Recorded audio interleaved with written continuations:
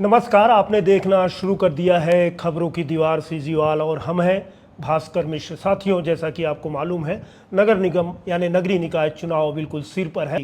साथ ही लोगों की इच्छाएं भी जागृत हो जाती हैं कि नगर निगम चुनाव में इस बार कौन। साथ ही यह भी जानने की इच्छा हो जाती है कि इसके पहले कौन हुआ करता था नगरीय निकाय मेयर हमारे। तो ये भी बताते चलें कि बिलासपुर नगर निगम का इतिहास काफ़ी पुराना है। मज़ेदार बात है, क्या आपको ये पता है कि कभी क्या 1 साल का मेयर हुआ करता था? क्या आपको ये पता है 2.5 साल का भी मेयर हुआ करता था? क्या आपको ये पता है कि पहली बार 5 साल का मेयर कब से चुना जाने लगा? शायद ही आपको पता हो कि पहले सभापति को उपसभापति कहा जाता है। एक दौर था कि जब हमारे यहाँ बिलासपुर से एक ऐसा भी मेयर आया जो भारत का सबसे युवा यंगेस्ट पर्सनालिटी बनकर उभरा, वो बिलासपुर का मेयर बना। क्या आपको पता है कि उस मेयर का कार्यकाल दक्षिण भारत के प्रमुख नेता मुख्यमंत्री, तमिलनाडु के मुख्यमंत्री स्टालिन से समकक्ष माना जाता था। बड़ी संभावनाएं थी उस मेयर से और आज भी है। और वो फायर ब्रांड कहा जाता है, उन्हें फायर ब्रांड भी कहा जाता है। जी हाँ, हम बात कर रहे हैं बिलासपुर नगर निगम के 5वें मेयर राजेश पांडे की।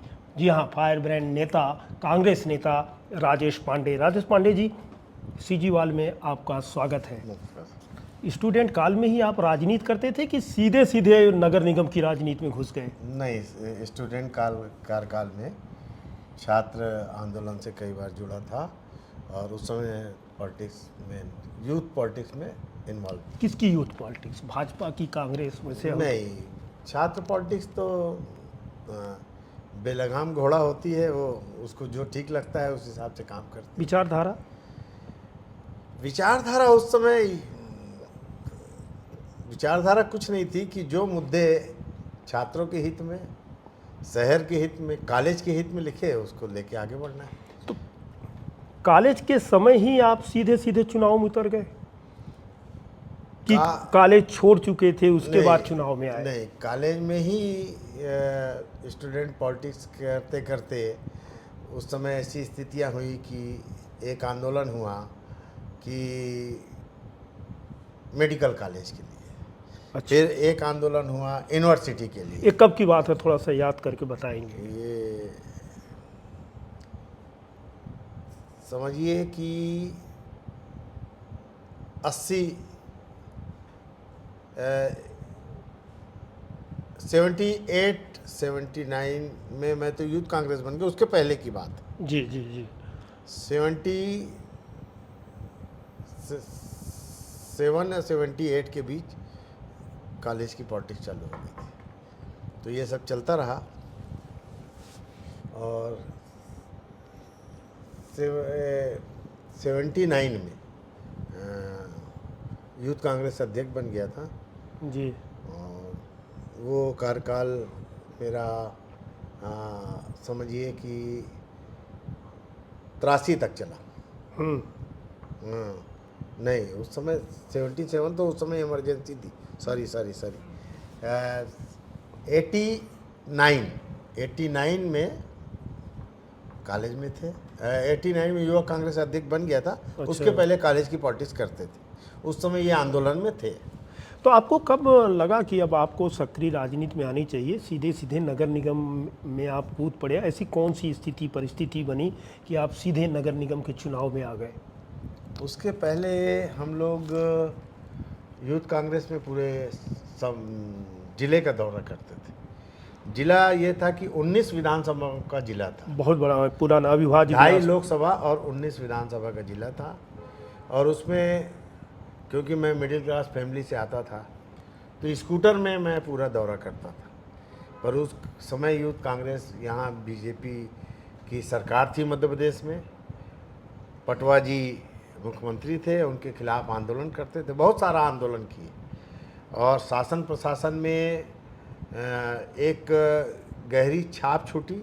उसके कारण प्रशासन में बैठे हुए लोग कोई भी निर्णय के पहले या कोई भी निर्णय होता था, क्योंकि उस समय चुनाव यहीं से होता था, जैसे ट्रांसफ़र हो रहे हैं शिक्षकों के, जी। उस समय शिक्षकों के ट्रांसफ़र में बीजेपी के लोग जो कराए नहीं कराए, मेरे अपने लेटर पेड से 400 ट्रांसफ़र मैंने कराया उस समय। किसी को भोपाल जाने की जरूरत किसी नहीं। को भोपाल जाने की ज़रूरत नहीं पड़ी, यहीं से जिला प्रशासन के द्वारा ये काम हुआ। उसी ढंग से बाद में उसी यूथ कांग्रेस के दौरान चुनाव हुआ जिला पंचायत का, 2.5 लोकसभा का क्षेत्र था। कांग्रेस के कैंडिडेट थे अपने धर्मजीत सिंह जी, अच्छा। और हम लोग चुनाव प्रचार करने निकले थे। हम लोग लोरमी पंडरिया में 2 दिन रुके थे, चुनाव प्रचार कर रहे थे। उसी समय स्टे आ गया और वो चुनाव सिंबाल के आधार पर होना था, कांग्रेस और बीजेपी के।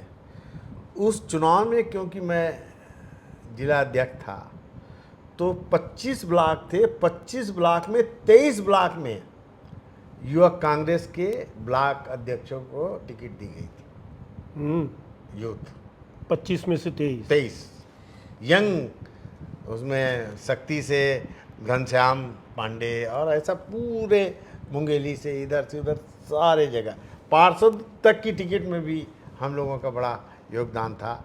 वो कहानी भी बड़ी दिलचस्प है कि श्यामाचरण जी ने पर्यवेक्षक भेजा रायपुर से पुन्नालाल किन्हीं को, और वो फिर टिकट बंटवारे में अपने अपने सब, तो रातों रात बोधराम कंवर जी को, अध्यक्ष जी थे, अर्जुन सिंह जी और दिग्विजय सिंह का आदेश हुआ कि बोधराम कंवर से रात भर दस्तखत कराए और पूरे जिले में, पूरे ब्लॉक में सरपंच तक का सिंबाल वहाँ पे पहुँचा। पंच और सरपंच का भी सिंबाल हम लोगों ने गांव-गांव तक पहुँचाया। ये देखिए एक 24 घंटे के अंदर। ये तत्कालीन समय पत्र पत्रिकाओं में आपको लेकर छापा जाता था, जो रहेगा डेयर वही बनेगा मेयर। तो छात्र जीवन की राजनीति आपको डेयर तो फूल बना दिया, फिर मेयर भी बन गए, और मेयर भी ऐसे कि उस समय कहा जाता सबसे कम उम्र के मेयर आप थे। तो सीधे सीधे पार्षद का चुनाव कैसे लड़ बैठे आप, और इसके बाद फिर मेयर की कुछ कहानी बताइए आप। वो यानी हाँ, वो चुनाव आज के समय से बहुत डिफरेंस इसलिए था कि हम चुनाव नहीं लड़ना चाहते थे आप। हाँ, क्योंकि मैं विधानसभा टिकट मांग रहा था तो मुझे विधानसभा टिकट नहीं मिली, और ऐसा कुछ हुआ कि षड्यंत्र हो गया हम लोगों के साथ, तो मैं उदासीन था और मैं चुनाव लड़ने के पक्ष में नहीं था। मेरे पास कांग्रेस के ही, जबकि मैं बी.आर. यादव जी, ये सन भी बता देंगे थोड़ा सा, हमारे दर्शक भी आपके साथ जुड़ते चलेंगे। बी.आर. यादव जी का मैं विरोधी था। फिर भी बी.आर. यादव जी के 3 लोग, गफ्फार भाई अब इस दुनिया में नहीं है, राकेश शर्मा और विजय पांडे मेरे पास आए, बोले तुमको चुनाव लड़ना चाहिए। मैं विधानसभा की टिकट मांग रहा था, मेरे को विधानसभा की टिकट नहीं दिए और पार्षद चुनाव लड़ो बोलते। नहीं, पार्षद चुनाव लड़ने से रिकग्नाइजेशन होता है, आपकी एक छवि आपकी जनता के सामने आती है। तो आप लोगों ने बहुत समझाया तो उसमें मैं एग्री कर गया। फिर मेरे प्रश्न आया कि मेरे को टिकट कौन देगा। मैं बी.आर. यादव जी के विरोधी था, क्योंकि एक चुनाव में उसके पहले ही विधानसभा चुनाव में मैं यादव जी के खिलाफ चुनाव लड़ने के लिए बिलासपुर में तैयार था। तो बिलासपुर में मेरे लिए यादव जी अनुशंसा करेंगे पार्षद की टिकट के लिए, संभव नहीं था कांग्रेस। फिर भी ऐसा कुछ हुआ, ये लोगों के कहने से मैं तैयार हो गया और यादव जी भी टिकट दिलाने के लिए एग्री हो गए। राजेंद्र शुक्ला भी टिकट दिलाने के लिए एग्री हो गए थे, विधानसभा अध्यक्ष राजेंद्र शुक्ला जी, जी, क्योंकि उस समय मेरे से उनके बड़े क्लोज रिलेशन थे। अब हुआ ये कि गुटी राजनीति के चक्कर में मध्य प्रदेश में परसराम भारद्वाज जी कांग्रेस कमेटी के अध्यक्ष थे। अच्छा। V C. Shukla next to PM थे भारत नरसिंहा राव जी की सरकार। जी। अब वो ऐसा हुआ कि वो सब अपने अपने लोगों को बी फॉर्म दे दिए, और अर्जुन सिंह और दिग्विजय सिंह के जो भी लोग थे सब टिकट से वंचित हो गए। ये होने के बाद ये सवेरे की घटना थी। परशुराम भारद्वाज को खोज रहे हैं, नहीं मिल रहे हैं, सब जगह बी फार्म पहुँच गए। दिग्विजय सिंह ने पता नहीं क्या दिल्ली में हाईकमान से बात की और अपने आप को कांग्रेस पार्टी नगर निगम चुनाव से अपने आप को विड्रॉ कर ली और गैर दलीय आधार पे चुनाव का डिसीजन ले लिया।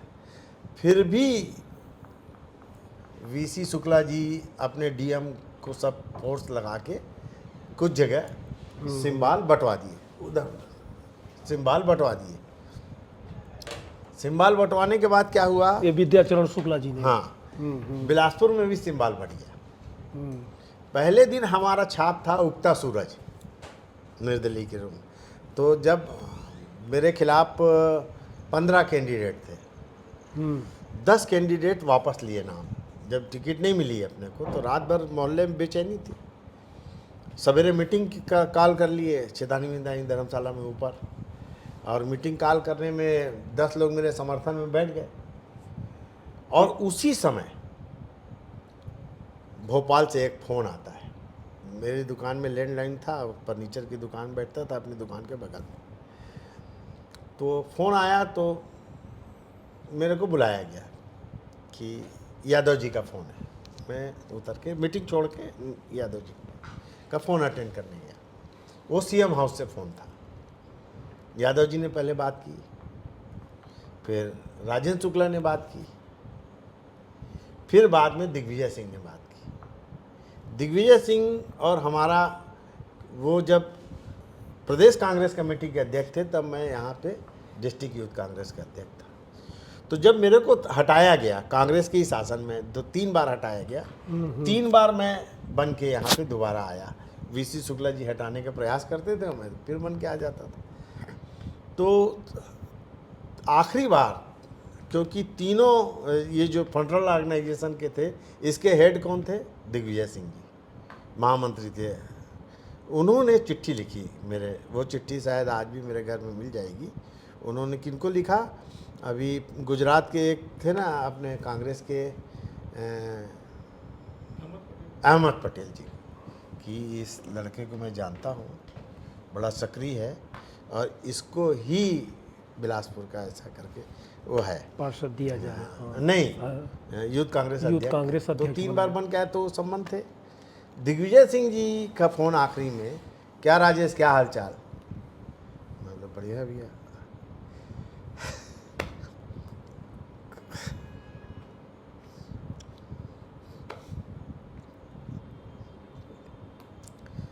दिग्विजय सिंह ने जो शब्द बोला, तू हमारा शेर है और जाके चुनाव लड़ और जीत क्या। बहुत भरोसा था।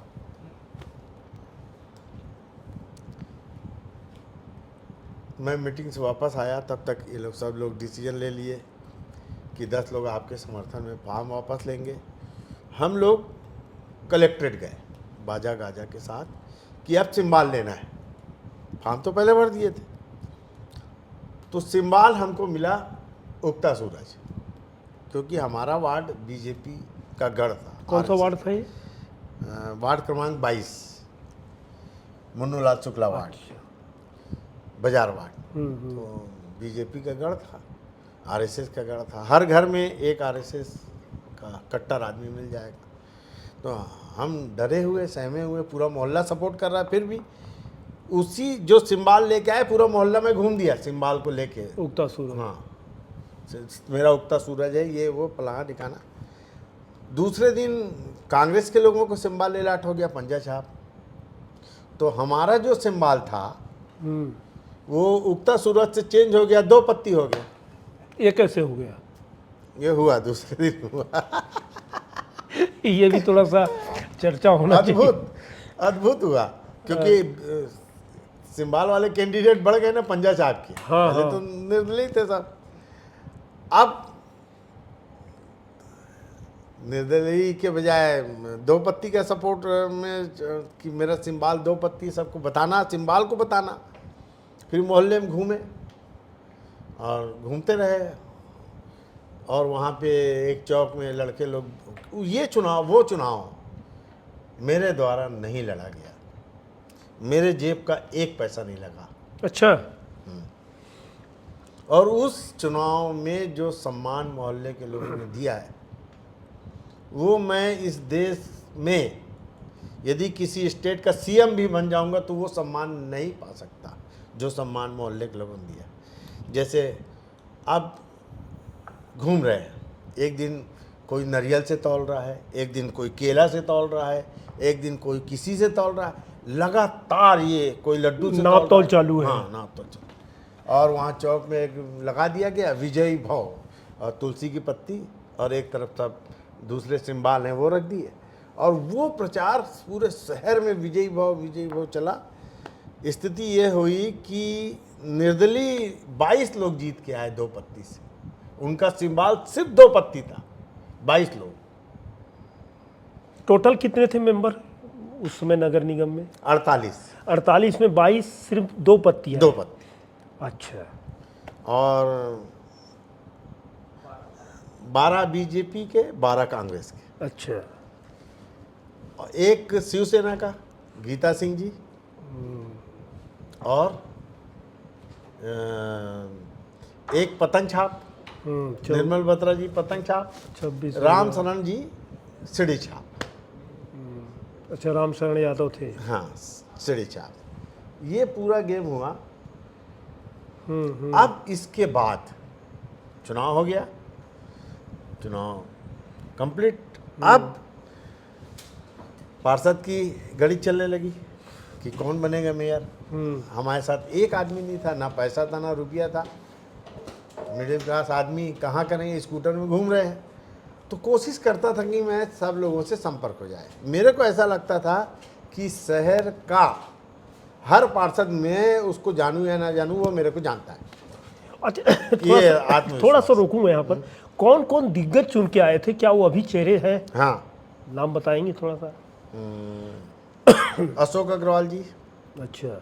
बलराम सिंह जी अभी इस दुनिया में नहीं है। रश्मि सिंह जी, अनिल टाह जी, राधे भूत जी,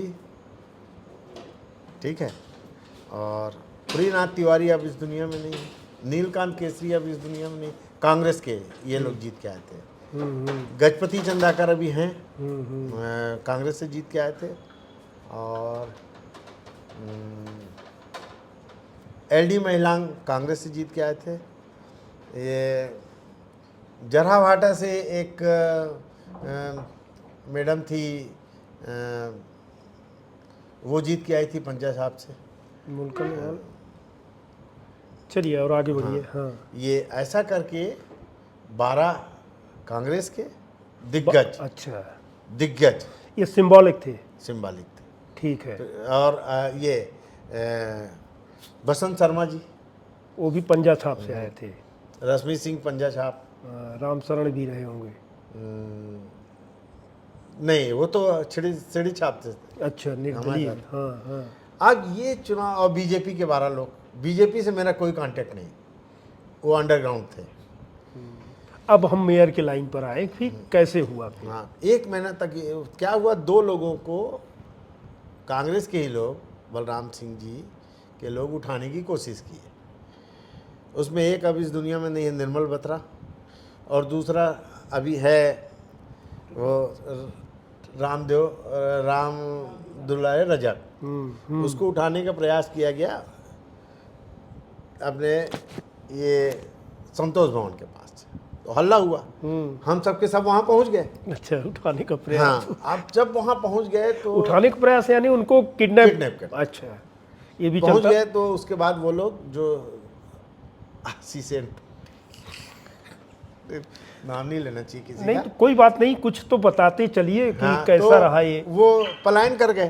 पर अब हम लोगों को ऊपर से रायपुर से, मतलब भोपाल से फोन आया कि सब लोगों को इकट्ठा रहना है, ये मैसेज आया। 2 पत्ती और कांग्रेस की, 2 पत्ती और कांग्रेस अलग अलग। कांग्रेस के कुछ लोग अपने साथ थे ना। अच्छा, बताऊंगा ना। हाँ। तो एक साथ रहना है, तो एक साथ रहना है तो क्या करें, लक्ष्मी नारायण होटल लिया गया मनोहर टाकी के सामने, वहाँ सब लोगों को रखा गया, जो भी जिसके कांटेक्ट में थे उनको ला ला के वहाँ रखते थे। और ऐसे करके हम लोग 17 लोग हुए वहाँ। अच्छा। आखिरी 2 दिन का गेम ये हुआ कि बीजेपी हमारे साथ आ गई। कितने थे? बीजेपी 12 थी, वो हमारे साथ आई। 17, 12, 29 हुआ। 29 हो गए। हाँ। अब ये 29 लोग, ये हुआ कि क्योंकि जनता ने मैंडेट हाँ, निर्दलियों को दिया है, ठीक है। इसलिए निर्दलियों के बीच मेयर बनेगा। अब जो 17 लोग थे, हम लोग, हाँ, चुनाव कल शाम को है ना। यादव जी सवेरे हम लोगों को वहाँ पे 17 लोगों से एक एक व्यक्ति से पूछे। मैं बताते चले कि यादव जी यानी BR यादव साहब, BR यादव मंत्री। अविभाज्य मध्य प्रदेश के मंत्री की चर्चा चल रही है। अभी राजेश पांडे जो बता रहे हैं कि BR यादव जी क्या कहे हैं। BR यादव जी और राजेंद्र शुक्ला जी भी थे। एक एक पार्षद से बुला के पूछा गया, और उस समय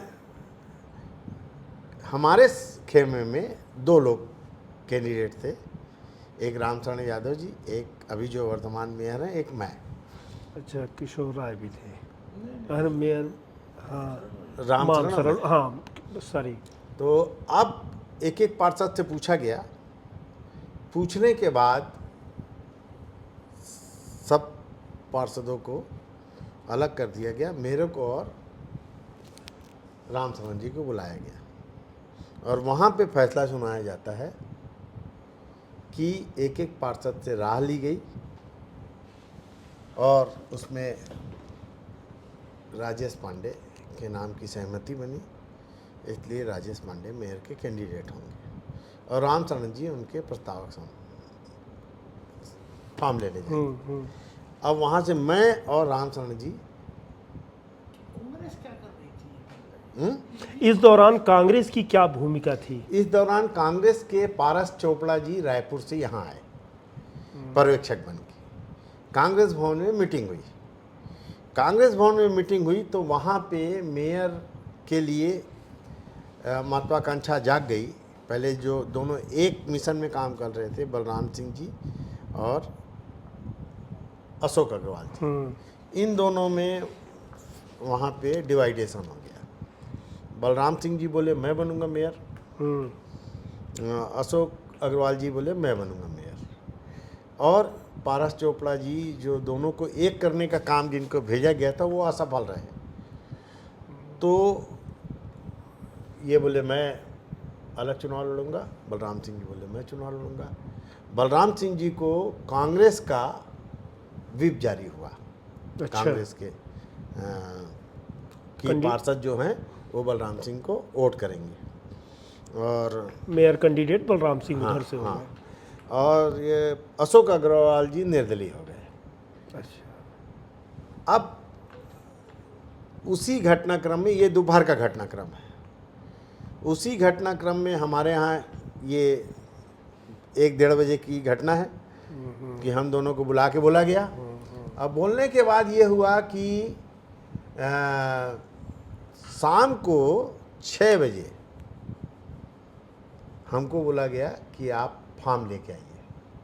4-6 गाड़ी में हम लोग गए, मैं और अपने रामचरण जी, और फॉर्म लिए। फॉर्म लेके वापस आए, तब तक वहाँ बीजेपी के 12 पार्षद पहुँच गए थे। हमको नहीं मालूम कि किससे कोलैबोरेशन। अच्छा, हाँ, वो सवाल भी था कि उनकी भूमिका इस दौरान कैसी थी, बीजेपी के 12 पार्षदों की, और उनकी क्या राजनीति थी? बीजेपी और हम निर्दलियों के बीच ये समझौता हुआ कि हम उनको डिप्टी मेयर दे दें, हम मेयर रखें। अच्छा। तो डिप्टी मेयर में उमाशंकर जायसवाल जी का नाम प्रपोज किया। नहीं, उसमें भी बहुत है कहानी। उसमें 2 नाम वहाँ से आया। वहाँ पहला नाम आया चंद्रभूषण शुक्ला जी का, दूसरा नाम आया उमाशंकर जायसवाल का। तो वहाँ पे जो बात करने गए थे हमारे बीच के, उसमें एक व्यक्ति बोला क्योंकि हमारा मेयर उस समय नाम का डिक्लेरेशन नहीं, सामान्य है। इसलिए आप यदि पिछड़ा देंगे तो ज़्यादा ठीक होगा। तो इसलिए बीजेपी ने कॉम्प्रोमाइज़ करते हुए उमा शंकर जायसवाल का नाम दे दिया। और वो हम लोग लक्ष्मी नारायण लाज में शाम को 6 बजे सब मेरे द्वारा सबको साल और शरीफल दिया जा रहा था। उस समय बीजेपी के 12 लोगों को मैंने देखा था। पहली उसके बार, पहली बार, फर्स्ट टाइम। आप 17, वो 12 है। हाँ, अब हो गए 29। और फिर हम लोग एक साथ एक गाड़ी में वोट डालने आए। अच्छा। वहाँ बैठे रहे तो वहाँ पे हमारे लोग अलग बैठे थे, उनके लोग अलग। पर हमारे लोगों से बसंत शर्मा जी कुछ लोगों से बात कर रहे थे, आपके कैंडिडेटों से। हाँ। और तब मेरे को लगा कि कुछ गड़बड़ हो रहा है, तो मैंने बसंत शर्मा जी को उठाया और बलराम सिंह के पास, बोले इसको समझा लीजिए नहीं तो गड़बड़। हाँ। हाँ। तो तय ऐती बैठ बलराम सिंह जी बोले और वो हो गया। चुनाव हुआ, मैं अपने आप को हारा हुआ महसूस कर रहा, क्योंकि मेरे को, मैं आज तक मतलब कहने कभी सफलता मिली नहीं, सिर्फ संघर्ष रहा। तो अल्फ़ाबेटिक हिसाब से गिनती करने के लिए फॉर्म छाटे गए। तो पहले अशोक अग्रवाल जी की गिनती चालू हुई। मेरे बगल से खड़े थे रामदेव कुमावत जी। अच्छा। उस दिन पहली बार रामदेव कुमावत और मैं रूबरू हुए कि ये पार्षद हैं भाजपा के। हाँ, और रामदेव कुमावत गिनती का इतना तेज आदमी, अद्भुत उसकी प्रतिभा, वो तीनों बंडल को देख के बोल दिया आप महापौर जीत गए। आपके पास आकर। मैं बगल में खड़ा था, मैं बोला नहीं यार, मेरा मुंह उतरा हुआ था। ए से अशोक अग्रवाल, गिनती चालू हुई, खट खट खट। वो गिनती मतलब 5 तक पहुंची थी और वो रामदेव कुमार बता दिए 10 वोट। अच्छा, बहुत तेज आदमी थे। हाँ, कितना तेज गिनता था सोचो आप। दूसरा गिनती चालू हुई बलराम सिंह, नहीं इधर देखिए। खट खट खट खट खट। वो क्या किए, वो मैं सोचा 20-22 वोट वो पाएगा। मैं देखा मेरा कम है, तो खट खट खट 10 तक गिनती नहीं होगी, बोल दिए 14 वोट। अच्छा। और आखिरी में मेरा बोले, वो गिनने के पहले बोल दिया आप जीत गए। और क्या कैलकुलेशन, और वो गिनना चालू हुआ 22 वोट, 2 वोट रिजेक्ट। मेरे बधाई, पहला बधाई देने वाला वो व्यक्ति रामदेव कुमावत। ये सब हुआ। तब तक बज गया था 10:30-11 रात को। ठीक। वहाँ कलेक्टर सब कोई हमको बधाई दिए। वहाँ थोड़ा ऐसी मीडिया के लोग आए, उनसे बात किए। और उस समय अपन बोले थे कि आज लोग बोलते ना प्रथम सेवक जनता, उस समय ये सब बातें जो आज डायलॉग, प्रथम नागरिक, आज डायलॉग जो सेंट्रल पॉलिटिक्स में चल रहे हैं, वो डायलॉग उस समय बोल दिए गए। और उस समय बिलासपुर में राजनीतिक प्रयोग हो गया, जो आज भी प्रयोग चल रहा है पूरे देश में। मैं तो मानता हूं कि बिलासपुर की राजनीति पूरे हिंदुस्तान को दिशा दिखाती है। जब आप मेयर बने तो आपकी उम्र 29 साल थी शायद, गणना के 29 और अनुसार। 30 ऐसी कुछ। देश की आज़ादी की 50वीं सालगिरह थी जी। और मेयर का कार्यकाल 1 था कि 2.5 था। और उस युवा अवस्था में क्या सोचे थे कि दीवार तोड़ देंगे अथवा कुछ बना देंगे, क्या विज़न था आपका? इन सबको मिलाकर कुछ बताइए आप। देखिए कि आप स्टालिन के समकक्ष हैं। जब स्टालिन। मैं मेयर बना, जी। मेरे जेब में 2,500 रुपया भी नहीं था। 2,500 गिनती इसलिए बता रहा हूँ कि उसके पहले वहाँ पे लड़के लोग कुछ खेल रहे थे, उसमें मैं भी हार गया मैं पैसा। तो मेरे पास वो भी नहीं था, वो गिनती के 2,500। तो अब लड़के कुछ खेल रहे थे। हाँ, अब मैं बिल्कुल खाली। मैं परमात्मा को देखा, मैं बोला यार, एक तो लोगों की उम्र निकल जाती है और लोग कुछ नहीं बन पाते। मैं 30 साल की एज में मेयर परमात्मा ने बना दिया। रिकॉर्ड था। ना मेरे पास पैसा ना रुपया, लोग पैसा लेके घूम रहे हैं, लाखों रुपये की थैली लेके, बैग लेके घूम रहे थे, और वो मेयर नहीं बन पाए। मैं छोटा सा आदमी एक गोल बाजार का मेयर बन गया। मेरे दिमाग में उस समय ये आया कि पैसा तो बहुत सारे लोग कमाते हैं, मैं सिर्फ जनता के लिए काम करूँगा।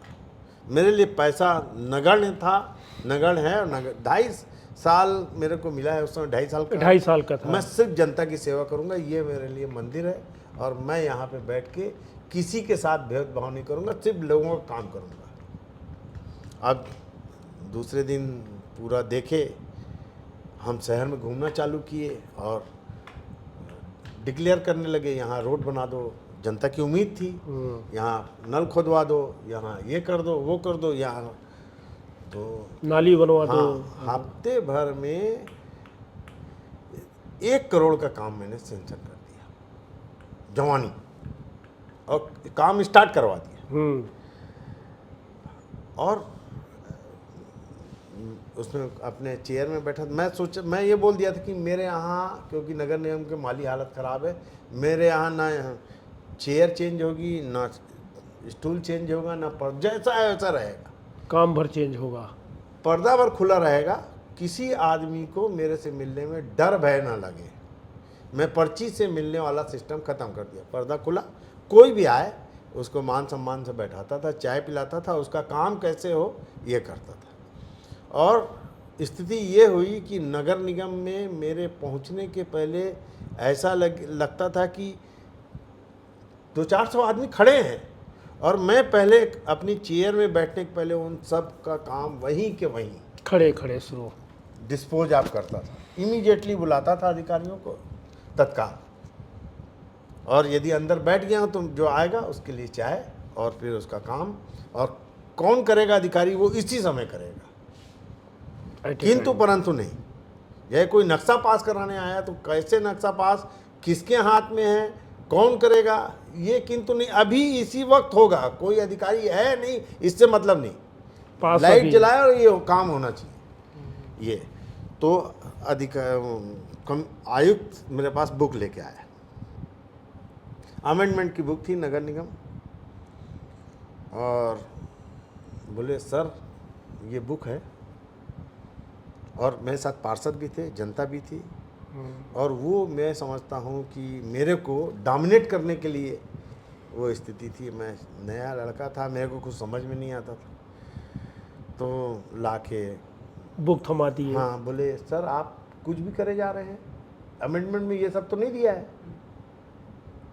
और बोले आपने अभी तक 1 करोड़ का काम सेंक्शन कर दिया, पैसा कहाँ से आएगा, तनख्वाह बांटने का पैसा नहीं है। अरे बाप, मैं सब सन एकदम।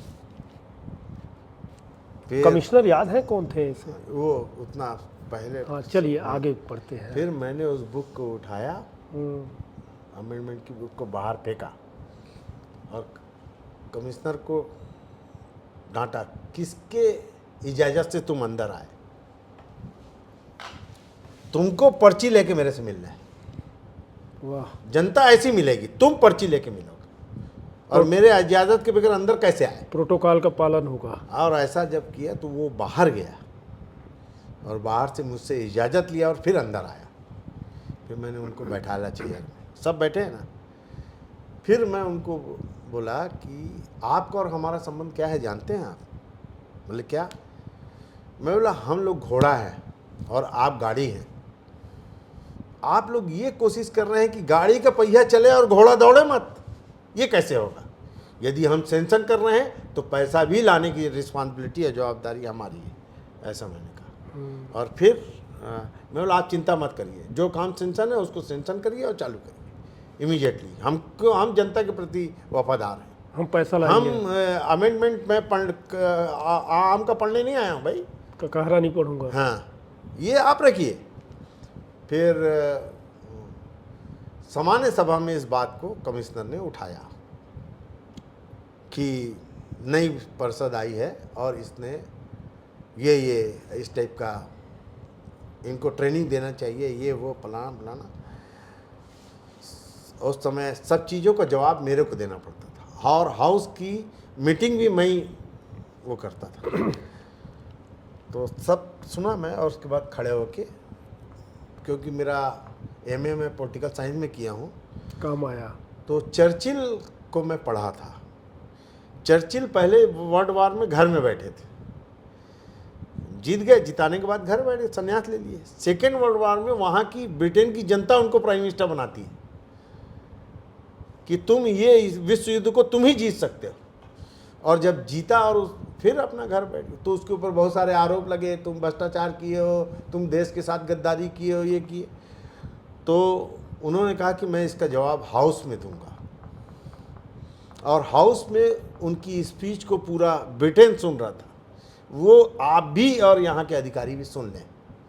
वो उन्होंने ये कहा था कि मुझे जनता, मैं तो घर बैठ गया था, मुझे जनता ने बुलाकर दोबारा प्राइम मिनिस्टर बनाया, और मैं इस देश के लिए और जनता के प्रति वफादार हूँ, कानून और कायदा के प्रति वफादार नहीं हूँ। कानून कायदा का पालन कैसे होगा, ये हाउस आप ला जाने, लेकिन जनता का काम कैसे होगा, ये जनता का काम कैसे होगा, इस देश के भलाई किसमें है, मैं वो कर रहा हूँ, इनफ। वो बात मैंने हाउस में कही अपने नगर निगम की सामान्य सभा में। उसके बाद अधिकारियों का, क्योंकि पहले मुझे अल्पमत का मानते थे, फिर अधिकारी लोग मेरा सहयोग करना चालू किए। जैसे मैं कहीं भी जाता था तो जो भी अधिकारी रहते थे उनको बोलता था कि आप यदि मेरे साथ चल सकते हैं, चलो मेरे साथ मेरी स्पीड में काम, मेरे पास 5 साल है, 2.5 साल, 2.5 साल, और आपके पास तो 60 साल है, पर मैं 2.5 साल में दौड़ना चाहता हूँ, काम करना चाहता हूँ, और आप यदि मेरी स्पीड से काम करना चाहते हैं तो मेरे साथ चले, नहीं तो आप छुट्टी ले लें।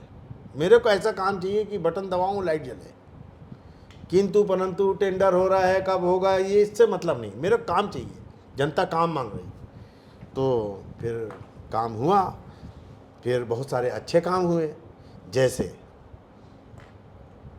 इस बिलासपुर के इतिहास में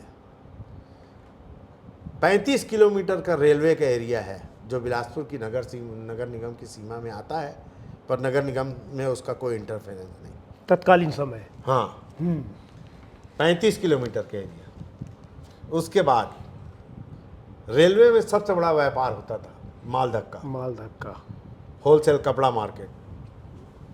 ये अब मैं बोला कि ये नगर निगम का बड़ा नुकसान है, सारा विकास रुक गया। तो कलेक्टर साहब से बात की, उस समय कलेक्टर थे सुरेंद्र सिंह, ठाकुर सुरेंद्र सिंह। तो कलेक्टर साहब को बताया, पूरा समझाया, ये ऐसा है। दिग्विजय सिंह जी को समझाया कि सर हमको इसमें 1 पैसा नहीं मिलता, यहाँ जो व्यापार हो रहा है ना केंद्र शासन को राशि मिलती, ना राज्य शासन के और व्यापारी ना नगर निगम को मिलती। तो सबको बात समझ में आई, और महीना भर तो बहुत बात लंबा टाइम हो जाएगा। 15 दिन के अंदर रेलवे का क्षेत्र नगर निगम सीमा में शामिल हो गया, जहाँ वहाँ आज भी चुनाव हो रहा है। माल धक्का शिफ्ट हो गया। ये प्रयास आपने इस 15 दिन के अंदर ही पूरा कर लिया, और माल धक्का शिफ्ट हो गया, होलसेल कपड़ा मार्केट यहाँ आ गया, ऐसे बहुत सारे काम हुए। तो रेवेन्यू जनरेट शुरू हुआ। हाँ, फिर ये हुआ कि और कुछ नया करें, मज़ा नहीं आ रहा है। तो ये हुआ कि भाई जनता हमको टैक्स देती है, जनता एक कोई यहाँ का नागरिक जन्म लेता है तब से मरने तक की व्यवस्था नगर निगम की, और नगर निगम की रिस्पॉन्सिबिलिटी होती है। तो हमको कोई भी काम सेलिब्रेट करना है तो जनता के साथ करें, तो इसलिए दशहरा उत्सव चालू किया गया। अच्छा, ये आपका वो ये कंसेप्ट, हाँ, पुलिस लाइन हाँ, मैदान कि में। हम सब दुख सुख आम जनता के साथ मनाएं। और वो होली भी चालू कर देता मैं, जैसे आज गोल बाजार में होली हो रही, वो कंसेप्ट यही था कि जनता के साथ उत्सव मनाने का हमारा, यदि हम जनता से टैक्स ले रहे हैं तो उनके साथ गले नहीं जब आप दशहरा कल्चर डेवलप किए और नागरिकों के बीच में, ये मध्य प्रदेश का पहला था या क्षेत्र अंचल का पहला था? नहीं, ये मध्य प्रदेश में पहला था, सिर्फ दिल्ली में होता था, उसके बाद बिलासपुर में हुआ। अच्छा, दिल्ली में दशहरा नगर निगम करती थी, उसके बाद बिलासपुर। अब ये, हाँ, कुछ बता रहे हैं। फिर यहाँ 50वीं वर्षगांठ आई, आज़ादी की 50वीं वर्षगांठ। तो ये हुआ कि बिलासपुर कुछ नया करे, क्या नया करे।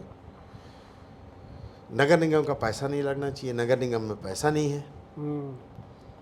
तो सब लोगों से विचार किया गया, सब लोगों को जोड़ा गया, तो जो एक भोज दिया गया, सार्वजनिक भोज, उसमें बिलासपुर का कहीं का भी कोई भी नागरिक आके उसमें पार्टिसिपेट कर सकता था, आके एंजॉय कर सकता था। ये किस प्रकार का भोज था ये? नगर भोज, अच्छा, नगर भोज, और पूरा मतलब कहने चाहिए जो शादी पार्टियों में खाना रहता है उस टाइप का। एक दूसरा, आतिशबाजी की गई, ऐतिहासिक आतिशबाजी, मतलब 2 घंटे तक राघवेंद्र हाल के बगल में पुलिस लाइन वाली जाने वाली रोड है, उसमें 2 घंटे तक 50,000 लोग खड़े हैं, आतिशबाजी देख रहे हैं। ये कंसेप्ट होना चाहिए कि हम दिवाली एक साथ मनाएं, जनता के बीच मनाएं। उसी ढंग से ये दो महत्वपूर्ण थे, बहुत महत्वपूर्ण कार्यक्रम। ये आपके 2.5 साल का कार्यकाल का था। एकाएक आप 5 साल के मेयर कैसे बन गए? ये और थोड़ा सा इसमें जोड़ दूं तो उप महापौर एकाएक सभापति कैसे हो गए? ये क्या हुआ कि जब 2.5 साल का हुआ तो उस समय सारे मध्य प्रदेश में यंगेस्ट लोग आए थे, और जनता 10 साल से काम नहीं हुआ था, कि कहीं चुनाव नहीं हुए थे, 10 साल का बैकलॉग था, काम हो रहे थे, रिजल्ट ओरिएंटेड लोगों को मिल रहा था। तो ये हुआ कि सरकार भी ये सोची और जनता की ये मांग भी थी कि ये कार्यकाल को 5 साल कर दिया जाए। जैसे सरपंचों का चुनाव 5 साल का है, विधायकों का चुनाव 5 साल का, उसी मेयर का भी 5 साल कर दिया गया। और उस 5 साल के कारण 2.5 साल हमको और मिला बोनस, तो 2.5 साल में और अच्छा काम करना ये था। 2.5 साल की उपलब्धि क्या थी? या आप दूसरी बार एक प्रकार से मेयर बन चुके हैं, यानी एक ही कार्यकाल है। हाँ, ये उमा शंकर जायसवाल भी उसमें उप महापौर थे और वहीं से सभापति भी हुआ शायद। तो देखिए उस समय बहुत सारी सेल्फ फाइनेंसिंग योजना चालू की गई। जैसे आप अभी देख लेंगे तो बिलासपुर में उस समय बीडीए नगर निगम में शामिल नहीं था, आज बीडीए शामिल है। उसके बाद कितने मकान बने हैं गरीबों के लिए, कितनी दुकानें बनी हैं गरीबों के लिए, और सब कर क्या रहे हैं। नगर निगम जैसी बड़ी संस्था अपने रेवेन्यू को जनरेट नहीं कर पा रही, इतना अधिकार नहीं है, सारे आईएएस लाभी बैठ के अपने ढंग से चला रही है। कहाँ है जनप्रतिनिधि, कहाँ है जनप्रतिनिधियों की आवाज़, कहाँ है एक आम आदमी की आवाज़? कोई बड़ा आंदोलन दिखता है शहर में? सबको गूंगा बहरा बना दिया गया प्रशासन के द्वारा। जो लोकल सेल्फ गवर्नमेंट की अपनी अवधारणा थी वो खत्म कर दिया। आईएएस बैठा, आईएएस को इस शहर से क्या प्रेम है? वो क्या जानेगा कि मुझे किसके घर में शादी में जाना है और किसके यहाँ के मरनी हरनी में जाना है, कैसे दुख व्यक्त करना है। वो तो अपना आया, अपना कैरियर बनाया, कैरिस्ट होते हैं और चला। उसको बिलासपुर से क्या मतलब? पहले जितने आईएएस गए उसको बिलासपुर से क्या मतलब? पर हम लोग बिलासपुर की मट्टी में जिए, पैदा हुए हैं, हमको बिलासपुर का दर्द मालूम है। और बिलासपुर के साथ जो शोषण होता है, कैसा शोषण, एक राजनीतिक शोषण, यहाँ के व्यक्तित्व को दबाया जाता है, यहाँ के नेतृत्व को दबाया जाता है, आज शुरू से हो रहा है। ये दूसरा शोषण, यहाँ की आवाज़ को दबाया जाता है। कौन सी आवाज़ निकल रही है अभी कि ये हम जनता से पूछ के कौन काम कर रहा है? कौन सी ऐसी संस्था है जो जनता से ये पूछ के बोले ये आपके लिए आवश्यक है कि नहीं? आप कहीं भी नाली बना रहे हो, कहीं भी कुछ बना रहे हो। अब जंगल में ऑक्सीजन जोन बना दोगे तो वहाँ क्या करेगा जाके, और उस ऑक्सीजन जोन का क्या मतलब? तो ये 5 साल का जो आपने रेवेन्यू जनरेट किया, नगर निगम की माली हालत भी ठीक किया, सेलिब्रेशन के लिए आपने पुलिस लाइन मैदान चुना, इन 5 सालों में यदि राजेश पांडे की उपलब्धि और क्या हो सकती है प्रशासनिक दृष्टिकोण से, पॉलिटिकल दृष्टिकोण से? एक तो 2.5 से 5 साल हो गए, ये आपके दौर की सबसे बड़ी उपलब्धि है। उप महापौर से सभापति हो गए, यह भी आपके दौर की उपलब्धि है। इस 5 सालों में राजेश पांडे माइलस्टोन क्या स्थापित किए हैं? माइलस्टोन की हमने नगर निगम में नया कॉन्सेप्ट लाया सेल्फ फाइनेंसिंग योजना का। नागौर शेष स्कूल बना, सेल्फ फाइनेंसिंग। बहुत मेरे ख्याल से उस प्रदेश जिले का पहला कॉम्प्लेक्स आप वहाँ पेड़ गिर गया, 4 लोग मर गए। वहाँ अंदर रात को शराब पी रहे हैं लोग, बच्चे पढ़ने जा रहे हैं, वहाँ उल्टी सीधी चीज़ें मिल रही हैं, क्या है। तो सेल्फ फाइनेंसिंग योजना में वो प्रोजेक्ट लाया गया जहाँ दलदल भरा रहता था सीएमडी कॉलेज के सामने इस तरफ, आरपा काउंटर सेल्फ फाइनेंसिंग योजना में बनाया गया। मेला ओला का वो पूरा राजीव, ऐसा बहुत सारी चीज़ें की गई। जो कंसेप्ट अभी राजीव मार्केट है वो कंसेप्ट दूसरा था, उस कंसेप्ट को ख़त्म किया गया। वहाँ पर क्या था? वहाँ खाली जगह पड़ी थी, उसमें हमारा कंसेप्ट ये था कि उसको हम बिलासपुर का सबसे बड़ा ट्रेडिंग सेंटर बनाएं, सबसे बड़ा बिजनेस हब बनाएं। बीच में वो नहीं हो पाया। उसको फिर अचानक सरकारें बदली, छत्तीसगढ़ अलग हुआ और उसको प्रदेश स्तर में बंदर बांट करके ख़त्म कर दिया गया। और वो नहीं तो इस बिलासपुर संभाग का सबसे बड़ा अच्छा रहता, जो मेरी दृष्टि में मैं जो उसकी कल्पना किया था। एक मधुबन के सामने 22 एकड़ जमीन जो तथाकथित गुंडों के कब्जे में थी, उसको खाली कराया गया। वाह। और ऐसी बहुत सारी चीज़ें हैं, मेरे को याद नहीं कि मैं 5 साल में कितना काम किया हूँ, पर जो भी था उस समय लोगों को लगता था ये मिरेकल हो गया। जैसे मैं दिल्ली गया, दिल्ली में उस समय बिलासपुर में 7.5 करोड़ की जल आवर्धन योजना थी। मैं दिल्ली गया तो मैंने वहाँ पे अपनी बात रखी, अपना पूरा प्रोजेक्ट रखा। मैं बोला ये हम बिलासपुर में कैसा बिलासपुर देना चाहते हैं, हम जो काम करें आने वाले 50 साल के लिए उसकी रिस्पॉन्सिबिलिटी हम लें, और वो सारी चीज़ें फुलफिल हो। आने वाले लोग बोले कि नहीं, हमको इस समय जो हुआ ये माइलस्टोन है, हमको 50 साल तक पानी मिला। आज जो बड़ी बड़ी टंकी देख रहे हैं ना, वो 7.5 करोड़ से 11 करोड़, 11 करोड़ से 24 करोड़ रुपए की सेंक्शन हम दिल्ली से करा के लाए थे, जलवर्धन योजना। बिलासपुर को पानी पिला रहे थे। ये और बहुत सारे कंसेप्ट है। अब क्या, उस समय जब आप यहाँ के मेयर हुआ करते थे तो आपके बहुत करीबी मेरे ख्याल से मुख्यमंत्री दिग्विजय सिंह हो चुके थे, है ना। वो निश्चित रूप से मुझे लगता है कि वहाँ से आपको फीडबैक अच्छा खासा पुशअप मिलता रहा। तो उनसे थोड़ा सा मैं राजनीतिक आ रहा हूँ, मेयर स्तर पर उन्होंने कभी आपको कितना प्रमोट किया है वहाँ पर, और क्या क्या उन्होंने बिलासपुर के लिए कुछ करने के लिए आपको? मैं समझता हूँ कि इस मध्य प्रदेश में यदि सबसे ज़्यादा पसंद किए जाने वाला मेयर यदि दिग्विजय सिंह के पास कोई था तो राजेश पांडे था। फायदा मिला? फायदा मिलना और नहीं मिलना मैं नहीं जानता। जनता, बिलासपुर की जनता को, बिलासपुर की जनता को जैसे एक बार पैसे की क्राइसिस हो गई और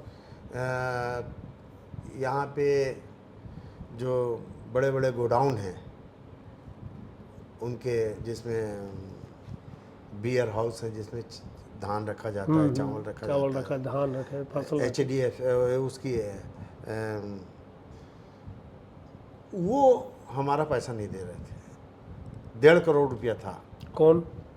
ये गोडाउन वाले? हाँ, वेयर हाउस वाले? हाँ, वेयर हाउस वाले जो सेंट्रल का धान खरीदते हैं, क्या नाम उसका, FCI फूड का। हाँ। तो वो हमको पैसा नहीं दे रहे थे। हम कई बार बोले, नहीं दे रहे थे। फिर ये हुआ कि हम लोगों ने वहाँ पे तालाबंदी कर दी। अच्छा। ताला लगा दिए तो हड़कंप बच गया। वो लोग सब कलेक्टर के पास पहुँचे। कलेक्टर साहब ने मुझे फ़ोन किया, उस समय MK राउत साहब थे,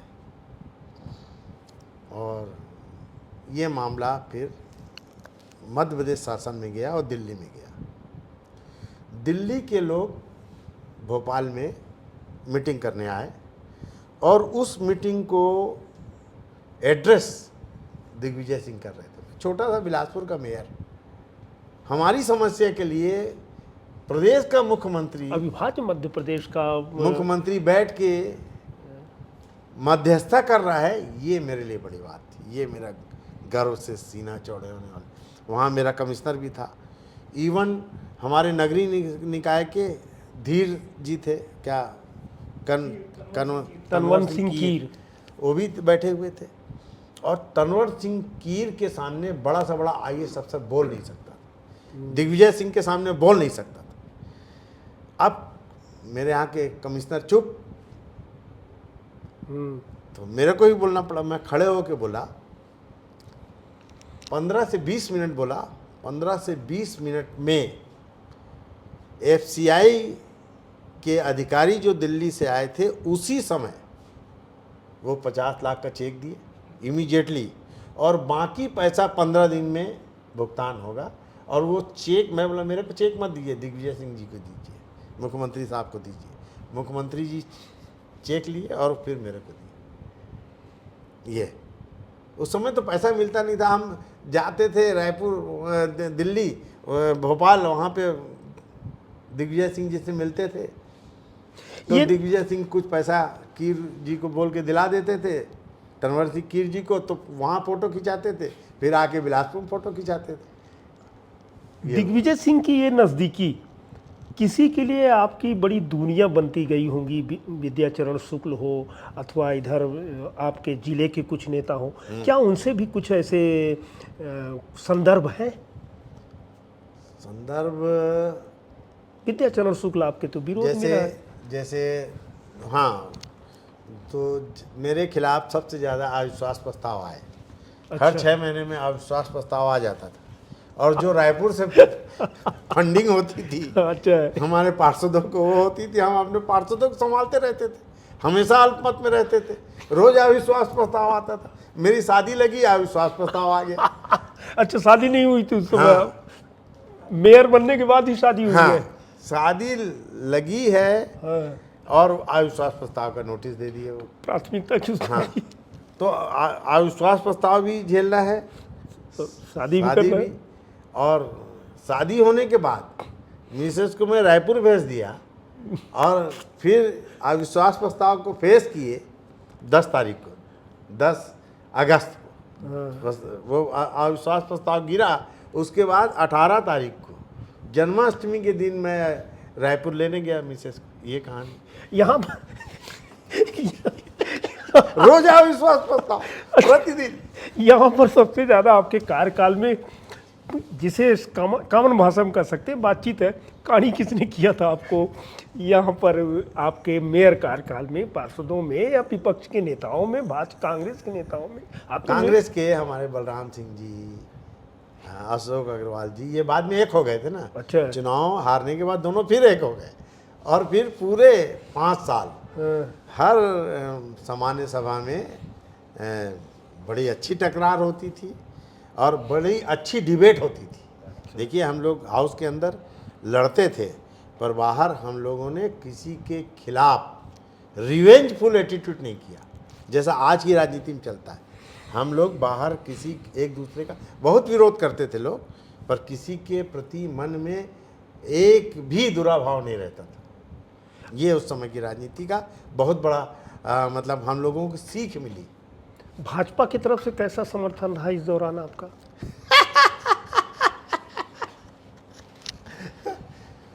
समर्थन अच्छा था, अच्छे लोग थे, कुछ पर बीच बीच में कुछ तथाकथित स्वार्थी लोग वहाँ भी बैठे थे।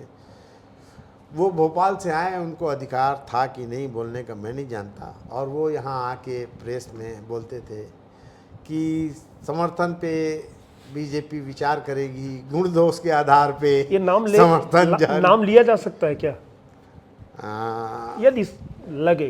नहीं, उसको छोड़िए। तो चलिए हम थर्ड पर्सन में बात किंतु उस समय मैं आपको बता दूं, बीजेपी से भी जो मुझे बच्चे टाइप का दुलार मिला, वो कैलाश जोशी जी, ठीक, और लकीराम अग्रवाल जी। मतलब कि एक किस्सा आपको बता दूं, ये बीजेपी, हमारे आप सबको ये बात जाननी चाहिए कि जैसा प्रशासन में और सत्ता में होता है, बिलासपुर में जोन का उद्घाटन करने वीसी ये अटल बिहारी वाजपेयी जी आ रहे थे। जी और प्रशासन, रेलवे प्रशासन, जिला प्रशासन से क्या गलती हुई कि इस यहाँ जो मध्य प्रदेश का फाउंडर बीजेपी को खड़ा करने वाला था लकीराम अग्रवाल, उन्हीं को अंदर जाने नहीं दिया जाता था। अच्छा है, वो जोन उद्घाटन कार्यक्रम हाँ। में। और वो नाराज होकर बाहर जा रहे थे। और उसी दिन 2 उद्घाटन थे, एक रायगढ़ का टर्मिनल और बिलासपुर का जोन का। वो मैं देखा, मैं गया, चाचा कैसा कर रहे हो, ये आज बिलासपुर का इतिहास लिखा जाना है और आप नहीं रहेंगे। और आप बीजेपी के फाउंडर मेंबर हो और आप इसमें नहीं रहेंगे, ऐसी की तैसी में जाए प्रशासन, आप अंदर चलिए। तो पता नहीं उनको मेरी ये बात कैसी अपील की, और मेरे छोटे से बच्चे के कहने पे वो वापस गए। मैं वहाँ प्रशासन से झगड़ा किया और उनको मंच तक गया। ये बिलासपुर यानी ये पॉलिटिक्स अपनी जगह, संबंध अपनी जगह, वो थोड़ा सा मुझे लग रहा है छूट गया है। जैसे? कि ये अविश्वास प्रस्ताव आएगा, वो थर्ड पर्सन आते हैं, कह देते हैं कि अब ये सरकार यानी निगम सरकार जाने वाली है, उसमें क्या है? उसमें एक जो उनके अपने पार्षद थे, 12 पार्षद थे, उसमें 6 कांग्रेस में शामिल हो गए थे। 6 ही अपने साथ थे, निर्दलियों के साथ। तो वो लोग चाहते थे कि जितना मान सम्मान हमारे द्वारा दिया जाता है, उससे ज़्यादा उनको थोड़ा और ज़्यादा दिया जाए, या और ज़्यादा उनको कुछ मजबूती मिले। और मजबूती कई टाइप की होती है, एक आर्थिक होती है, एक राजनीतिक होती है, और एक सम्मानजनक स्थिति, सामाजिक स्थिति रहती। तीनों टाइप की वो मजबूती चाहते थे। बात ये, आप भाजपा वालों ने आपका समर्थन किया, माना कि आप यूथ कांग्रेस के नेता थे, इतने समर्थन के बाद आपकी 5 साल तक सरकार बनी, आप भाजपा की तरफ क्यों नहीं चले गए? कुछ कभी ऐसा लगा कि भाजपा की तरफ जाना चाहिए? फिर इसके बाद अंतिम सवाल पूछूंगा। बिलासपुर की राजनीति में मुझे कभी ऐसा कभी नहीं लगा कि बिलासपुर की राजनीति में किसी पार्टी में जाके कोई राजनीति हो सकती। बिलासपुर इतना छोटा था, इतना बढ़िया शहर है, हम किसी को नाम से जाने ना जाने, पहचानते जरूर है, अंतरात्मा से संबंध जरूर है, आँख का प्रेम जरूर है। ये जो बिलासपुर की एक धरोहर है, इसमें किसी पार्टी में जाके किसी पद में पहुंचने की, कहीं इतना प्यारा शहर है, सब लोग आपको प्यार करते हैं, इसलिए मुझे कहीं जाने की जरूरत नहीं पड़ी। जहाँ है वहीं है। जहाँ भी है, मुझे ये लगता था कि चाहे बीजेपी का आदमी हो तो मेरे को सम्मान करता है, चाहे कांग्रेस का आदमी है सम्मान करता है, चाहे ट्रेड यूनियन का आदमी सम्मान, कहीं भी बिलासपुर में ऐसा लगा ही नहीं कि कोई मेरे से बाहर है या मेरे से अलग दिखता है उसकी छवि। तो उधर सोच ही नहीं गई। ऐसा लगता सब मेरे लोग हैं, सब बिलासपुर अपना है। 4 जनवरी 1995 से लेकर शायद यही कार्यकाल है आपका, और 5 साल यानी 5 जनवरी 1995 से लेके 4 जनवरी 2000 तक कार्यकाल रहा। सवाल ये है कि यहाँ पर जो बड़ा महत्वपूर्ण है कि इन 6 सालों में कहीं ऐसा लगा कि 5 सालों में कहीं ऐसा लगा है कि यार ये नगर निगम की राजनीति बड़ी चुनौतीपूर्ण है, नाली, सड़क, बिजली, पानी, कोई आए और गरज के चला जाए, तो क्या ये आपको कभी इरिटेशन नहीं हुआ? कितनी चुनौती थी वो, और वर्तमान में कितनी उसको देखते हैं? अभी चुनौती कुछ नहीं है। उस समय चुनौती ये थी कि अभी पार्टियां मेयर को चला रही हैं। अच्छा। उस समय पार्टी की रिस्पॉन्सिबिलिटी हमारे साथ नहीं थी, ना कांग्रेस की ना बीजेपी की, हम निर्दलियों के बीच से बने थे। दूसरा कि पता नहीं मेरे साथ ऐसा लगा या बिलासपुर की जनता ने मेरे साथ ये अनुभव किया कि जितना चुनौती और जितना मुश्किल में मेरे को डाला गया, उतना ही मेरी प्रतिभा निखरती उभर कर गई। आई। और नहीं तो यदि मुझे सब चीज़ सोने के चम्मच में दे दिया जाता या सिल्वर स्पून में दे दिया जाता तो मेरे प्रतिभा उतनी नहीं निखर पाती। और इस बात को आज आपके सामने चैलेंज से इस बात को कहता हूँ कि वो मेरा 5 साल का कार्यकाल मेरे लिए असफल हो सकता है, क्योंकि उसके बाद मैंने कोई राजनीतिक अचीवमेंट नहीं या कोई उपलब्धि प्राप्त नहीं की। पर आपको ये बता दूं कि वो कार्यकाल मैं अपनी सफलता का सबसे बड़ा पैमाना ये मानता हूँ प्रशासनिक रूप से, क्योंकि उसके बाद आपको मेयर बनने से रोकने वालों में सिर्फ राजनीतिक लोग नहीं थे, प्रदेश के राजनीतिक लोग नहीं थे, बीजेपी के राजनीतिक लोग नहीं थे, आईएएस अधिकारी भी थे कि इस आदमी को यदि आगे कहीं पहुंच जाएगा तो यह व्यक्ति प्रशासनिक रूप से बहुत ताकतवर हो जाएगा। क्या बात है। ये बड़ी बात है, क्योंकि आपका कार्यकाल परेशानी से भरा था, समस्याओं से भरा था, पैसा नहीं था। हमको हर 3 महीने में हम तनख्वाह देते थे, हम ठेकेदारों से काम कराते थे। तो जैसे आपका 10 लाख रुपए का बिल है तो आपको 50,000 रुपये देना है, फिर भी आप हंस के काम कर रहे हैं। होली दिवाली में सिर्फ आपको दिवाली मनाने के लिए पैसा दिया जाता, तब भी काम करते। इस मेयर और कर्मचारियों में सुन लीजिए साहब, कर्मचारियों में ऐसा तक हुआ है दिवाली और दशहरे में हम लोग सिर्फ उनको, यदि उनकी तनख्वाह 40,000 है तो हम 5,000 दिए हैं। कर्मचारी खुश होके गया है, आनंदित होके गया है और गाली नहीं बका है, हमारे साथ मिल के काम किया है। ये हमारी उपलब्धि थी। प्रशासनिक अधिकारियों की भूमिका इसमें महत्वपूर्ण थी,